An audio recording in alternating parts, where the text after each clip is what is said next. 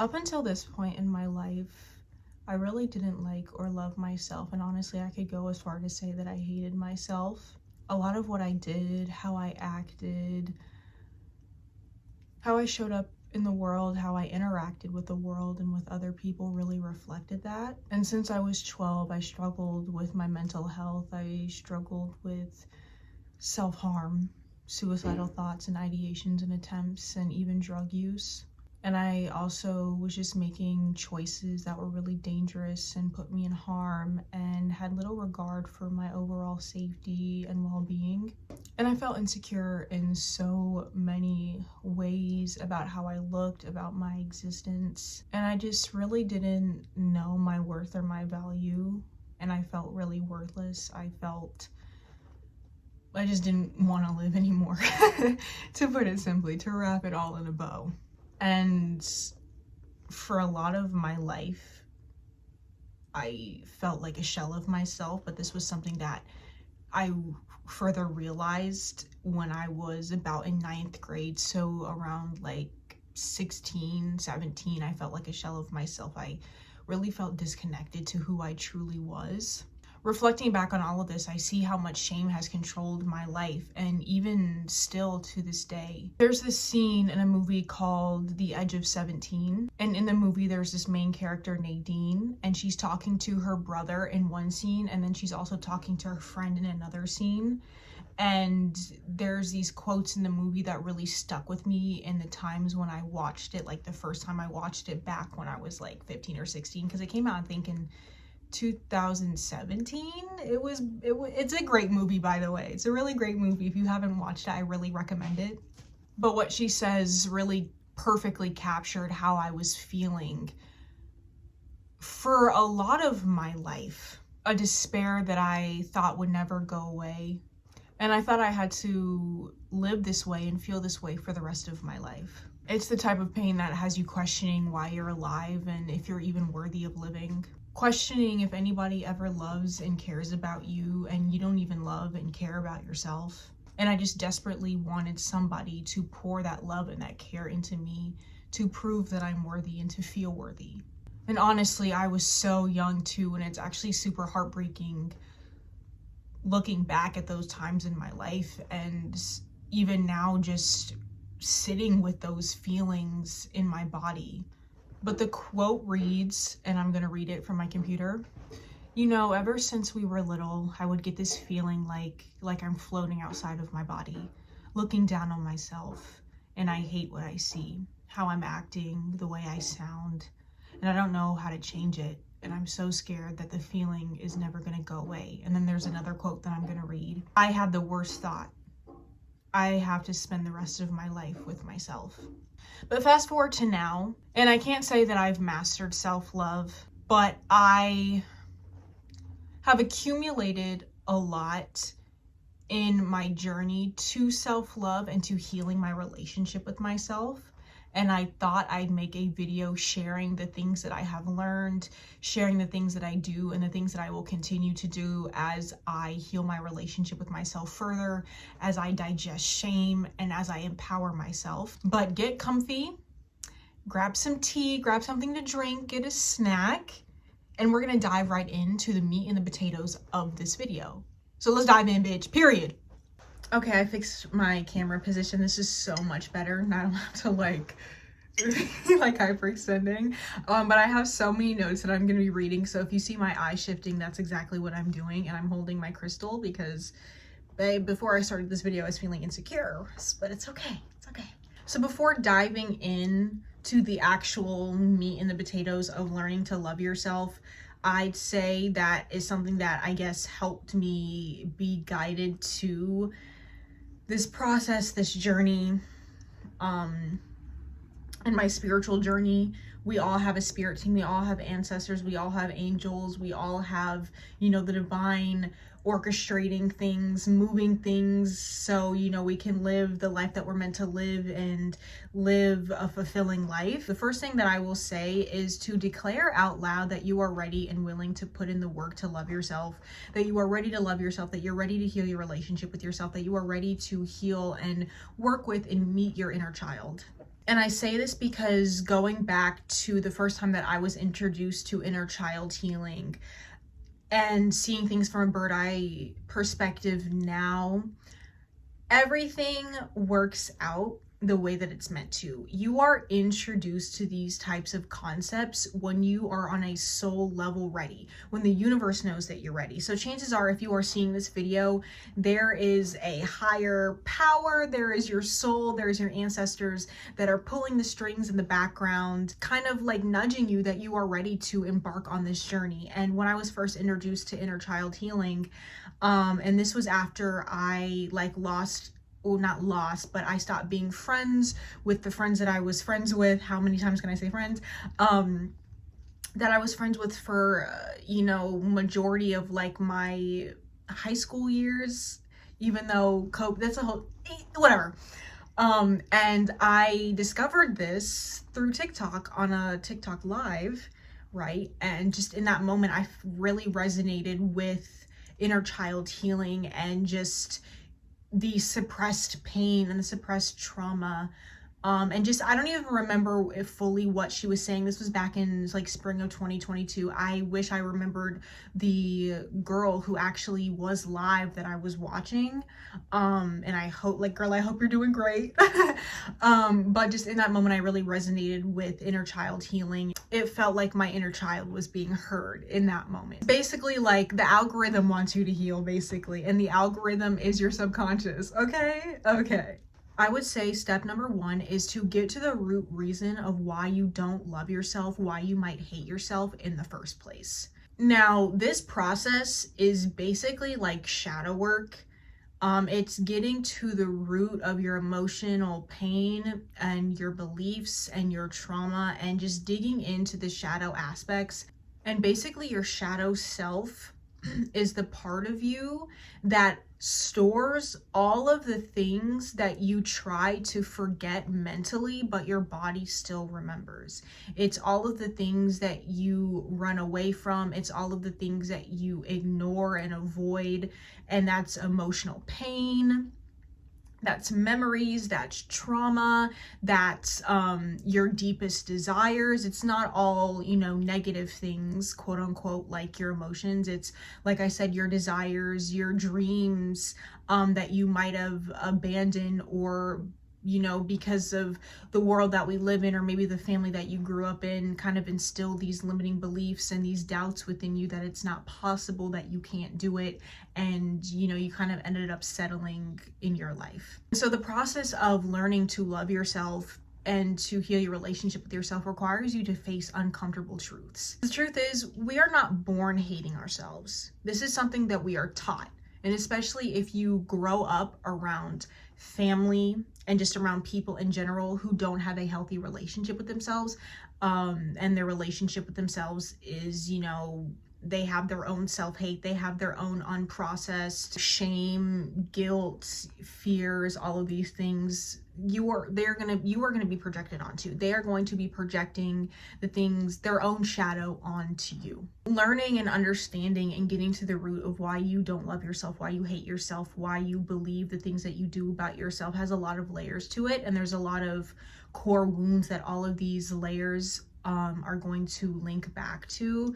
And for me, it's, worthiness wounds, it's shame, it's, the fear of being seen, rejection wounds. It goes really, really deep. You can discover a lot of these core wounds when you go back to your childhood, when you go back to the painful memories, the painful rejection that you might have experienced in your childhood, whether that's from your parents, your family, your peers at school, teachers, and just literally anybody in the world who made you feel like you were less than, and tracing back the feelings that you feel. Sometimes how I like to do this is asking myself how I feel. Ask yourself, ask your inner child, how do I feel in this moment? And really sit with that. Because a lot of the time, in our life, doing our thing, we feel fine, But underneath all of it, when you are actually willing to be present with yourself, there are going to be those feelings of shame, of self-hatred, of despair, of depression, of just not wanting to live anymore that are bubbling beneath the surface. And the things that are ready to be illuminated, the things that are ready for your attention will come up to the surface naturally. It's not something that you have to force. And this is why I say that it is so important for you to declare out loud to yourself that you are ready to do the work, because when you initiate yourself into this journey, things will start to come up to the surface for you. However, when it comes to digesting these really heavy emotions like shame and fear and just all of these other heavy emotions, it is so important that in this process that you start to do things that will help you regulate your nervous system and to release the trauma somatically from your body. Because emotions is not a mental thing, it is something that is in your body. And since things like shame are so heavy, it can further dysregulate you if you try to feel it all at once. And so you do not have to feel all of the shame at once. You can microdose your emotions. And when you do this alongside regulating your nervous system, you are able to build the capacity to handle and further process more and more shame without shutting down and going into fight or flight or going into a fawn or freeze response. And the more that you do it, the more capacity that you build and the more that you release, and the more that you are able to kind of just feel more relaxed. I'd say asking yourself where you feel shame in your body. Start to get familiar with how feelings feel in your body. All emotions feel differently in our bodies, and it feels differently for everybody. It's going to be located in a different area in our bodies. So for me, shame, I feel it in my heart and it feels really heavy. Sometimes shame feels more intense than other times I feel shame. With fear and anxiety, I feel it in my stomach. It feels like this sicking, like kind of feeling, but really just start to get familiar with how emotions feel in your body. Start to talk to your body. Okay, we live in a system, in a society that has really promoted communities of people to be disconnected from themselves, and that is by design because of capitalism and the patriarchy and white supremacy and colonialism and that whole umbrella of shit, right?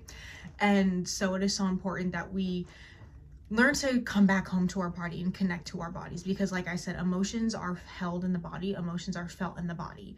And when you have so much suppressed and stored emotions in your body, they are there. And when you are ready to feel them, you can call on them to be brought up. And you can call on God, you can call on your spirit team, you can call on your angels, whatever you believe in to help you in this process. Your spirit team, I cannot stress this enough, it is so important for you to have a connection with the divine, because the divine is going to help you in this process.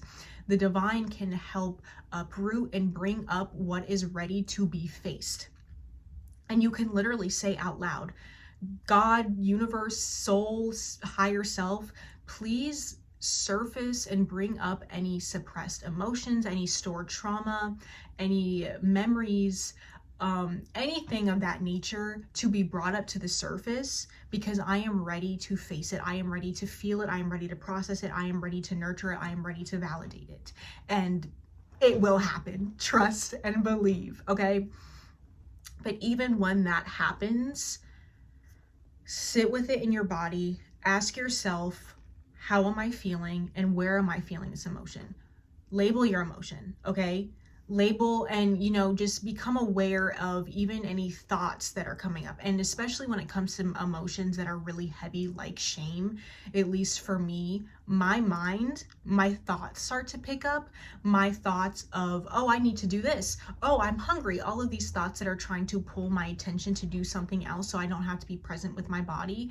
And it's not that the mind is trying to, the mind is trying to distract you, but not from a malicious place. It's because the mind is trying to protect you from the pain, because shame is very painful. And there's a reason why we have suppressed it all of these years, other than the fact that we probably didn't have the capacity to feel it because it's so heavy, but it's also very, very painful to feel.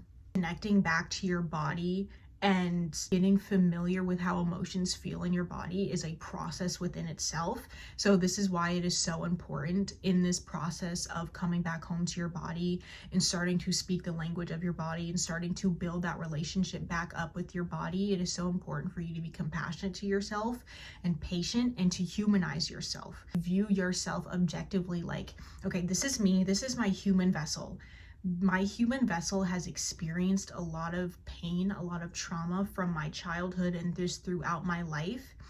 And it is understandable that my body is responding the way that it is, that my mind is responding the way that it is. Our inner child has been carrying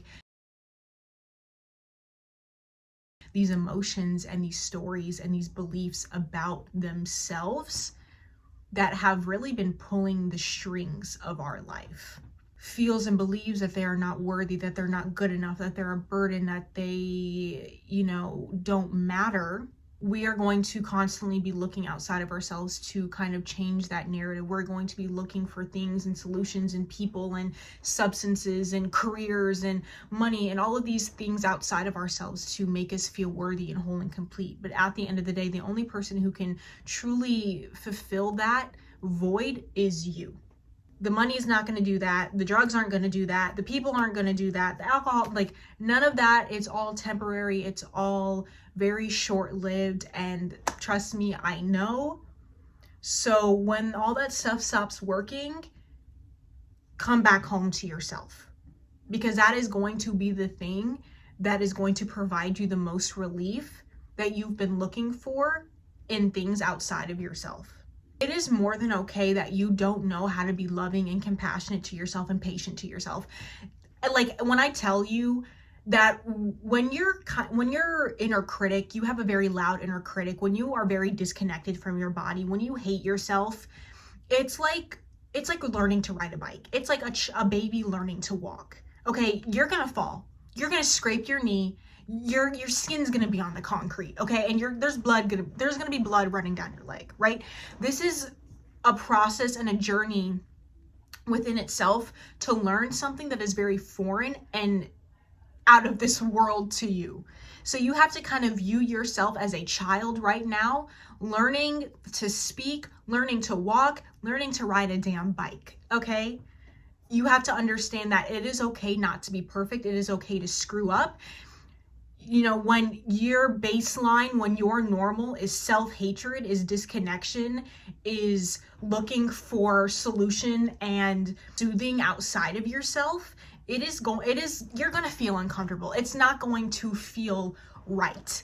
But that doesn't mean it's not right. It's just something that is so different and so outside of your normal and what you have been taught and shown in your life. And it's like, when we want unconditional love in our lives, or we want to unconditionally love ourselves, but we've never had healthy examples of what unconditional love looks like, or healthy communication. If you want to start to communicate in a healthier way and move away from blaming and yelling and all of these things, but you don't know what that looks like, in the process of initiating that into your life is going to require you to kind of go back and forth. You're gonna end up yelling in conversations. It's gonna happen, and it's better for you to accept that you are going to probably, longer than you would like, stay in the habits and the patterns that aren't good for you, because you are in the process of teaching yourself something different, something that is healthier. And that is not a bad thing. That does not make you a bad person. And I know it can feel that way, especially when you have so much unprocessed, undigested shame. And it can make you feel worse, because it's like mentally that these things are not good for you and you want to shift gears, but also on a nervous system, body level, it's just not as easy as shifting your mind and all of a sudden your body follows. No, you have to do the work on a nervous system, somatic level, and then you can also shift your thoughts and shift your mentality, okay? But getting to the root of why you don't love yourself, getting to the core wounds that are creating these thoughts and creating these stories, and connecting with your body, connecting with your emotions, and allowing yourself to just breathe into the shame, into the fear that you feel in your body. And sometimes when I feel these emotions, especially like shame, there are memories that pop into my mind. Sometimes these memories are also linked to the shame. And you can also keep speaking out loud to yourself is so important. Your body is listening, honey. Your body is listening. Okay, your body's always listening. Asking yourself, like, if you believe that there's something wrong with you, what do you believe is wrong with you? And you might not get to the root right away, and that is okay. Because like I said, healing happens in layers, okay? Okay. Creating that safe space to validate, to process, and digest the suppressed emotions and pain that have been planted into us as children. The emotional neglect that we might have experienced from our parents, maybe the absence of a parent, maybe emotional, physical, psychological abuse. So the second step that I'm going to share with you guys in the process of healing a relationship with yourself and learning to love with yourself is action. I know, y'all know what I meant. Y'all know what I meant. Action is quite literally one of the most important steps in healing a relationship with yourself, because when we have unfinished business with our internal world, with our emotional world, we have suppressed trauma, suppressed emotions, all of these things, we create a personality around our trauma. Shame and all of these unprocessed things are quite literally running the show in our lives. They are controlling our lives. They are controlling how we view ourselves, how we view the world, how we internalize the world. And so when we are operating and we have a bunch of unprocessed emotions in our body, we are most likely in fight or flight. And so in the world, when you move through the world, you are experiencing your nervous system. And when you are experiencing the world through a dysregulated nervous system, you are going to not feel safe. You don't feel safe, whether you are conscious or unconscious of that. You are going to take action steps that kind of align with the unfinished business in your internal world. You are going to continue to attract the things that are familiar to you that you experienced growing up. And when you believe that you're not worthy, that you're not good enough, your actions are going to align with that. If you don't believe that you're worthy, that you're good enough for something, you are going to settle in your life. You are going to choose and stay in places, people, and things that don't respect you, that don't value you, because that's reflecting back to you that you don't respect and value yourself. So in the process of healing your relationship with yourself and getting to the root of these core wounds and getting to the root of the thoughts that you have and why you don't love yourself, it is important that you take the action steps necessary to show yourself something different, to show you that you love yourself, to show you that it is safe to love yourself. When we continue to do the same thing over and over again, we are strengthening neural pathways in our brain. We are strengthening those muscles in our brain that are linked to actions and thought patterns and behaviors that mimic the inner world of somebody who doesn't love and value and cherish themselves and believe themselves to be worthy. And so to create new neural pathways, we have to enact new habits. We have to enact change. And we walk away from the things that we don't want. We walk away from the things that are not in alignment with a new inner world that we are trying to create, the healing that we are doing. When we have trained our brains with habits and ways of thinking for a long time, regardless if it's empowering or something that serves us or not, that is something that we are most likely going to gravitate towards, or something that is going to feel like second nature because it is so strong in our brains. Neural pathways are like muscles. When you go to the gym and you work out, you have to go to the gym for a certain amount of times per week for a certain duration throughout your life so you can build that muscle time and time again. And it's the same way with neural pathways. The more that you engage in a habit, engage in a thought process, you are strengthening that neural pathway, regardless if it's something that benefits you or not. If you have been operating from shame and you believe that you're not good enough, and you have thoughts that relate to that, you have thoughts that stem from those beliefs and those core wounds, and you engage with those thoughts and you continue to take action or do things that reflect that, you are strengthening that belief system. Prove to yourself that you are worthy of the change that you want to see, that you are worthy of the life that you want to live. You have to do this time and time again. In the past, when we were doing these things, we were unconscious to them. This is not, a character flaw. This is just how brains work. Brains They love habit. Looking outside of yourself for validation, that is going to be something that is very strong in your brain. But now you have to do something differently and create a new neural pathway where it's like, okay, the old version of me used to look outside of myself for validation, but the me now knows how to validate myself. The me now knows that I am worthy and valuable because I simply exist, and I do not need to depend or outsource my worth and my value for me to feel that way. I can validate myself. I know that I'm complete and whole as I am, and I don't need other people to prove that to me or to choose me in order for me to feel that way. I can choose myself. How you talk to yourself is so important. Our brains want to keep us safe. Our brains, it doesn't matter if something is empowering or disempowering, harmful or helpful. It wants to keep us safe. And the ways that our brain keeps us safe is choosing things and gravitating towards things that are more familiar, because it's what we know. We know the outcome. We already know what's going to happen. But when we do something new, when we enact a change, our brains can't really predict, or our brains are going to try to predict out of a way of to control the outcome, because it's something that's new. Even though in that uncertainty, you have to kind of accept that there's the uncertainty there, but you also have to just remind yourself that you are worthy of the change that you want, and you have to take that action, even if it's baby steps. You don't have to make like this big, thing, but just having like taking that leap of faith and just knowing that regardless of what happens, that you have yourself, and that you will always be there for yourself, that you will love yourself no matter what, and that you are enough as you are. It can be as simple as drinking more water every day. It can be as simple as going on your phone less. It can be as simple as journaling more. It can be as simple as just meditating a little bit every day, building that habit to get used to it. I don't want to make all of these changes all at once, because babe, that's gonna send your nervous system into a fucking spiral. Okay, so it is okay that you don't make changes all at once. It is probably better for you to microdose it, especially if you have experienced a lot of trauma and there's a lot of suppressed and stored trauma in your body, and your nervous system is baseline is being in fight or flight. It is better to take things slow rather than to just do everything at once, because like I said, you are going to further dysregulate yourself. And in this process of making changes and doing different things and taking different actions, it is so important that we regulate our nervous systems and also do things to release trauma from our bodies somatically.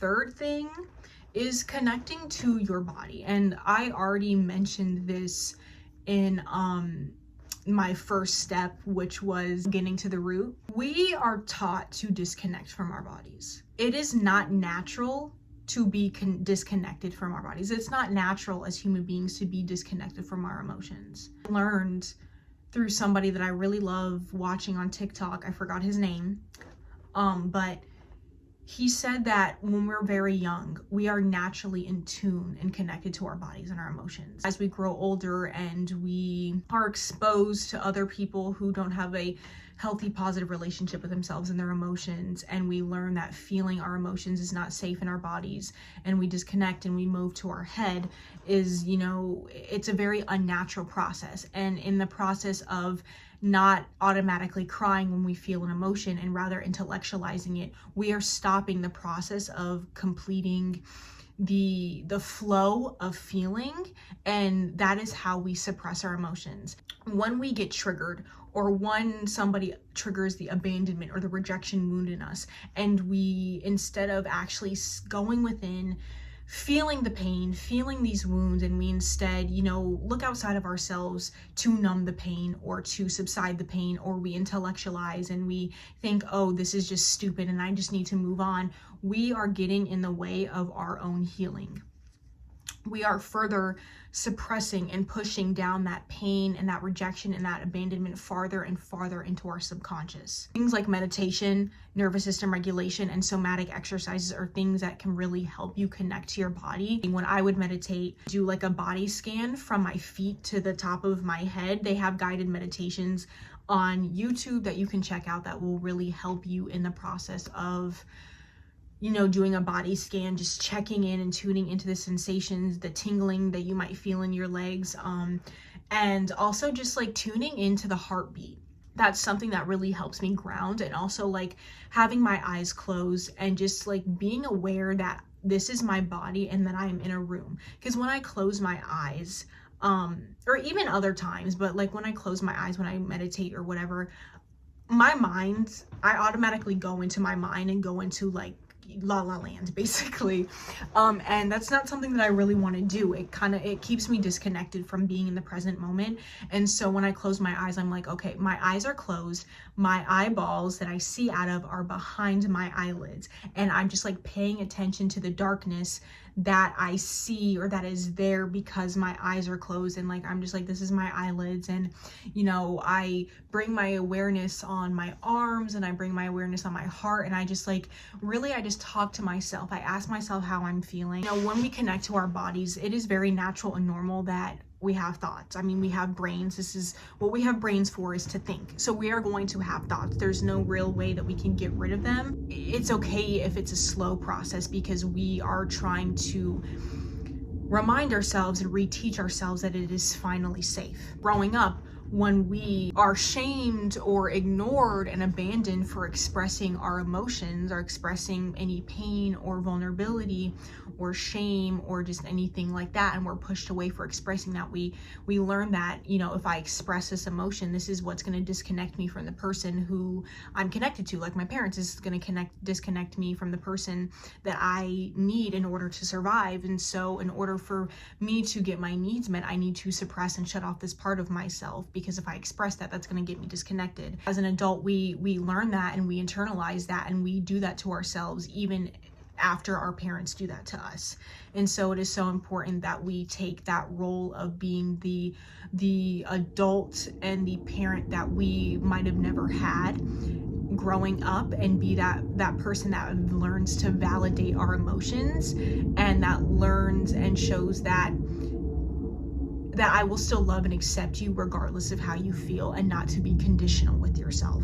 Taking deep belly breaths is something that really helps, especially in meditation, because sometimes when I do go into meditation, my mind is going a mile a minute. I'm like just feeling restless. Like I really don't want to meditate because I don't want to lay down. But just like humming, like